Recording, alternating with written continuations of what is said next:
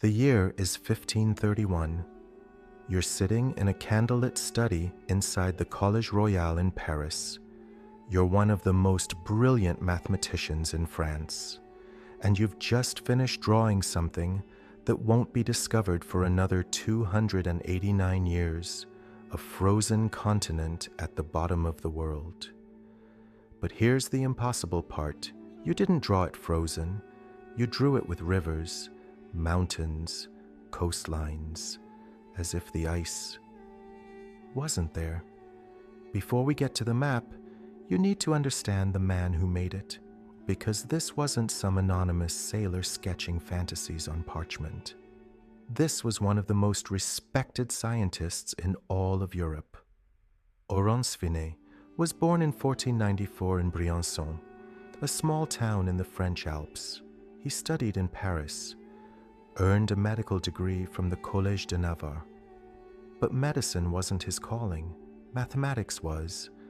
By 1531, he'd been appointed to the very first chair of mathematics at the Collège Royal in Paris, what we know today as the Collège de France. Think of it as the Harvard of the Renaissance.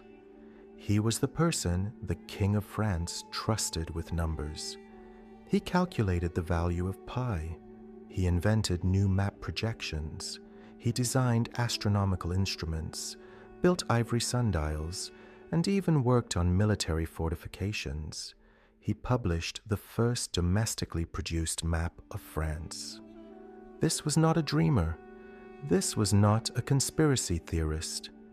This was the most serious cartographer and mathematician France had. And in 1531, he produced a world map that would haunt historians for the next 5 centuries. But here's where things get strange. The map was called Recens et Integra Orbis Descriptio, a fresh and complete description of the world. And at the bottom of this world map, Finé drew something extraordinary, a massive southern continent. He labeled it Terra Australis, the southern land. And it wasn't some vague blob. It had detail, mountain ranges running along its interior, river systems flowing from the mountains toward the coast, bays, inlets, and a coastline that curved in ways that looked eerily familiar. Because when you overlay Finé's Terra Australis onto a modern map of Antarctica, the similarities are shocking.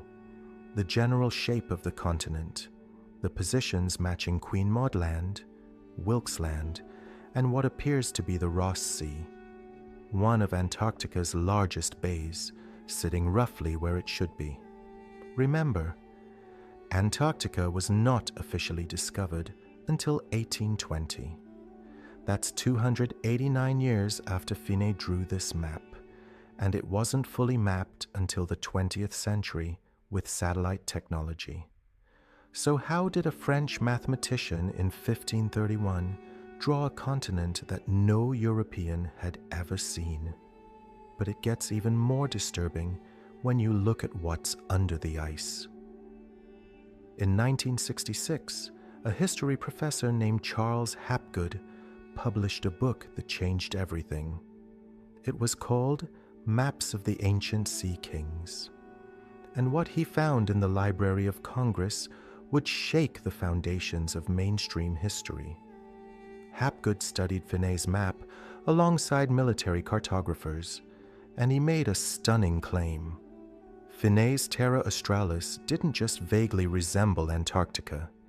It matched the subglacial coastline, the coastline hidden under miles of ice. Modern seismic surveys, conducted by sending sound waves through the ice sheet, have revealed that Antarctica has mountain ranges, river valleys, and coastal features buried beneath the ice that are invisible from the surface. And Hapgood argued that Finé's map showed these hidden features: mountain ranges matching subglacial peaks, river valleys flowing in the same directions as ancient drainage systems detected by modern instruments. His conclusion was explosive. Finé must have copied from much older source maps. maps created by an advanced, unknown civilization that existed when Antarctica was ice-free, potentially over 6,000 years ago. The U.S. Air Force's Cartographic Division even reviewed his work, and they didn't dismiss it. Now, if you're thinking this sounds too good to be true, you might be right, because there's a side of this story that most mystery channels won't tell you. Here's what the mystery channels leave out. To make Finé's map match Antarctica, Hapgood had to do some serious adjusting. He rotated the entire continent by 20 degrees. He moved the South Pole by 1,600 kilometers, and he had to alter the scale because Finé's Terra Australis is actually 230% the size of real Antarctica. That's not a minor tweak.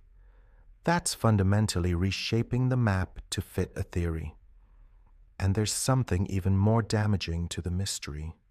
Something written on the map itself. In Latin, right on the map, Finé wrote, Terra Australis recenter, inventa sed nondum plen cognita. Translation? Southern land recently discovered but not yet fully known. Recently discovered. Not copied from ancient sources, not inherited from a lost civilization. Finé himself said this was based on recent discoveries. So what was he actually drawing? The answer goes back to the ancient Greeks. Pythagoras, Aristotle, and other philosophers believed the Earth needed a massive southern continent to balance the land masses in the north. They called it Terra Australis. And cartographers had been drawing versions of it for centuries before Finé. What Finé likely did was combine this ancient Greek theory with real but fragmentary reports from recent explorers. Magellan had just sailed through the straits at the southern tip of South America in 1520, 11 years before Finé's map. The land south of those straits, Tierra del Fuego, was assumed to be the northern edge of this mythical southern continent. And there's another possibility. Portuguese sailors had reached Indonesia by 1511 and may have sighted the northern coast of Australia by the 1520s. Some researchers believe Finé's Terra Australis is actually an early crude depiction of Australia, not Antarctica at all. So, which is it? A lost civilization's legacy? Or a brilliant mathematician's educated guess? The answer might be more complicated than either side admits. Here's what both sides get wrong. They treat this as black and white. Either Finé had access to impossible ancient knowledge, or he was just guessing. But the reality is more nuanced. And honestly, more fascinating. Consider this. Even if Finé was speculating based on Greek theory and fragmentary reports, how do you explain the specific coastal features that match subglacial Antarctica? Random chance? Some researchers have calculated the odds of accidentally drawing a coastline that closely matches hidden geological features, and the numbers are astronomical. And consider the pattern. Finé's map isn't alone. The Piri Reis Map of 1513 shows what appears to be the South American coastline with impossible accuracy. The Boache Map of 1737 shows Antarctica divided into two landmasses, something only confirmed by modern ice-penetrating radar. The Mercator Map of 1569 shows Arctic features that weren't verified until submarine surveys in the 20th century. One anomalous map could be a coincidence. Two is suspicious.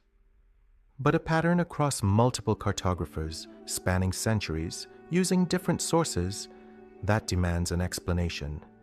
Maybe there were ancient source maps, not necessarily from a lost civilization, but from maritime cultures whose knowledge was passed down through copying, through Islamic libraries, through monastic collections, through networks of trade and navigation that mainstream history has underestimated.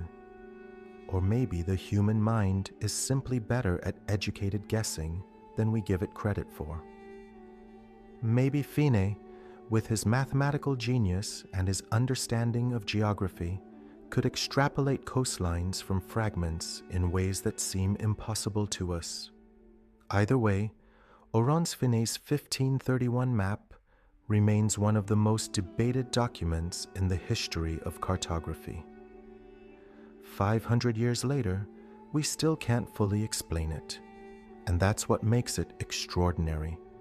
If Finé's map disturbs you, wait until you see what a 16th century Ottoman admiral drew on a piece of gazelle skin in Constantinople. The Piri Reis Map might be even more impossible. And that's coming next.